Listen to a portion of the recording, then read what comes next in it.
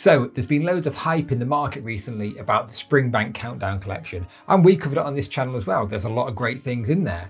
But what about the OG? And that is the Springbank Millennium Collection. Well, in this video, we're going to take a real deep dive into it because they are sensational bottles. This is a series that I really highly rate, and it can be bought for less than £50,000. £50,000, yeah, it's a lot of money, but people, there is a lot of really good whiskey in this collection, so bear with me. But you know, do you know what the Springbank Millennium Collection is? Well, it started in September 1998 and it ran until March 2001. And there were 6 releases, aged 25, 30, 35, 40, 45 and 50 years old. It was beautiful. It's a beautiful release. It's a beautiful concept. And they all look relatively similar, but we'll get into that in a second. But if you were not around at the time of the Millennium, there was all sorts of hype around the Millennium bug that was going to destroy every single computer. There was going to be a champagne shortage. And of course, everyone was just going to use it as a marketing ploy. And that's exactly what Springbank did with this Millennium Collection. And then they called it the Countdown Collection because the premise is pretty much identical.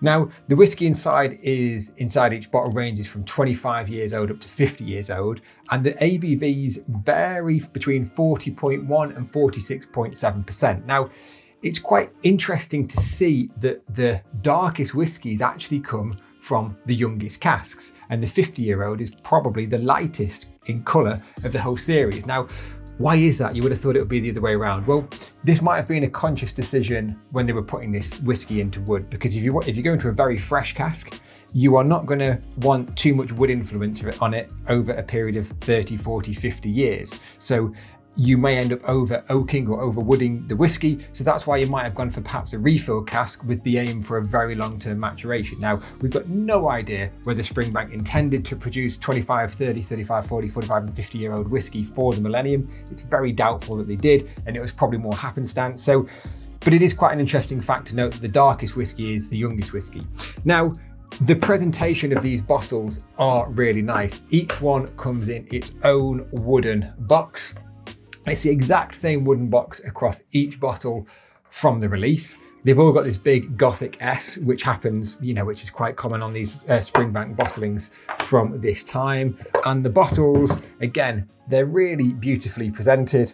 This one's a 45-year-old, the big Gothic S, and the only thing that really changed on each release was the age statement at the bottom. Now, on the back, it just sort of says, talking about non-chill filtration. So this one has no artificial colouring and is not chill filtered, and this will cause a natural haze to form when it is cold, but this will disappear when the temperature returns to normal.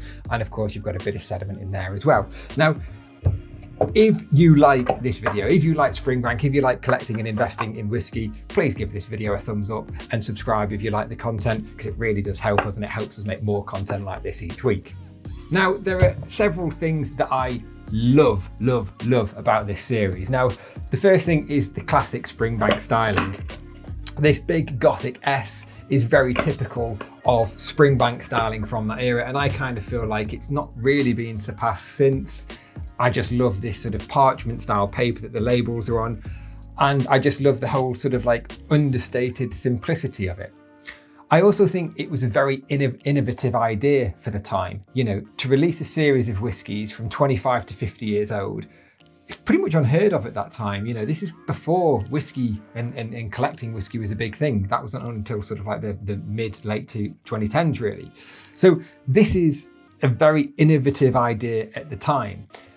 I also like the fact that it's quite a unique vertical. Most verticals that you can build, like the anniversary malts, for instance, you would be buying one from a different vintage, 66, 67, 68, 69, 70, This is a unique vintage in terms of one series, but different age statements throughout that series. I can't think of any collection that you can put together where you've got one series with very high age statements that run through consecutively, sort of 25, 30, 35, 40, etc. One that springs to mind is obviously the Macallan Red Collection, but that's more of an assembly of weird whiskies that they have to get into bottle very time soon because the ABVs drop so much and they can't do anything else with it, so it goes into the Red Collection. At least that's my take on the collection anyway. And it's also got, this series is great because it's got a lot of unusual age statements with it as well. how often have you seen 35 or 45-year-old whiskey as an age statement? It just doesn't really happen that much. It's not very a commercial age. If you've got it to 45, take it to 50. It'll be a lot more commercial than 45. Likewise with 35. A lot of the 35-year-old stock would have been used up to make 30-year-old whiskey and never would have got to 35. Now, another part of the innovative sort of side of this series was the 20 centilitre sets that were given out to people who were buying it. So again, Springbank were incentivizing people to purchase this entire series from 25 to 50. And if you sent the distillery a photograph of your set, you would be offered one of 50 limited edition sets of 200ml bottles. Now, these are pretty damn rare in the market. They make £10,000–15,000 now, but these were given away if you'd bought the entire set. Whoa, isn't that very generous? And not only that, you could also buy miniatures of the full-size bottles as well. So I guess you could try them before and sort of hold on to these, higher age statement, the full-size bottles. But there's another thing there as well. Those miniatures were terribly sealed, really badly sealed. If you look at all of the miniatures in the market that have been sold, they've all got shocking levels. But hey, that's what it was like in the late 1990s, and miniatures in general, really. So the obvious next point that we come into is looking at like their investment potential. And had you had the foresight 10, 11 years ago, which I didn't obviously have, you could have bought a vertical of these for £3,500. Now, to put all the bottles together individually at auction, it'll probably cost you after commission £37,000–38,000, but that's assuming that the bidding levels stay the same, and because you're trying to bid up that one 45-year-old that you really need to complete your vertical, it isn't going to push the prices up. So it's a very good collection to build if you can and if you've got the time to build it. And obviously a vertical will command a premium. Why do verticals command a premium? Because you're coming to market with something that not everybody else has got. So someone wants a vertical and you've got one for sale. Well, there you go. Yours is the only one in the market. Now, that's caveated to say that they're not the quickest of things to sell sometimes, verticals, because you've got to wait for the one person who's got the capital and that hole in their collection to take it.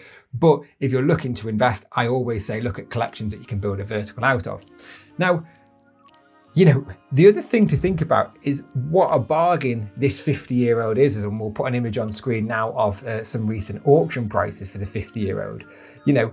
People are paying £3,300 for the 27-year-old, freshly released 27-year-old Countdown Collection. This series is old and rare, and it's still going at a relative bargain, people. Now, the 50-year-old, well, you know what?